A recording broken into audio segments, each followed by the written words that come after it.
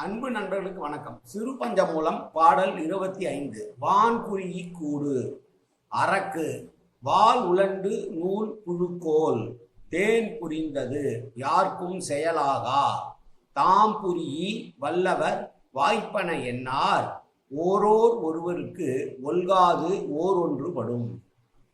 அறிவில் சிறந்தவர்கள் கூட சில விஷயங்களை தான் செய்ய முயலமாட்டார்கள். ஏனென்றால் ஒவ்வொன்றுக்கு ஒரு சிறப்பு இருக்குது. தூக்கணாங்கு குருவி கட்டுகிற கூட்டை போல் ஒரு அறிவாளி கட்ட வேண்டும் என்று எண்ணுவானால் முடியாது. பெரிய எறும்புகளால் கட்டப்பட்ட புற்று, வாலி வண்டு என்கிற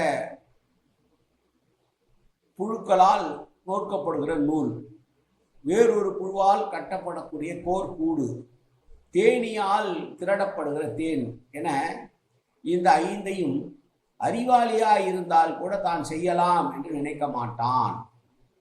வான்குருவி கூடு முதலியவற்றை செய்தற்கு அருமை என்றாலும் கூட அவற்றை எல்லாம் கற்றவரும் கூட செய்யலாம் என்று மனதிலே கூட நினைக்க மாட்டார்கள். காரணம், அது ஒவ்வொன்றும் ஒரு தனி சிறப்பு வாய்ந்தவை. எனவே அறிவில் சிறந்தவர் நூலோர் என்று புகழப்படுபவர் கூட தங்களால் முடியாத விஷயங்களிலே தலையிட மாட்டார்கள் என்று சொன்ன பாடல் இந்த பாடல். அவரவர் தகுதிக்கேற்ப வேலைகளை செய்ய வேண்டும் என்று நாம் உணர்ந்து கொள்ளலாம்.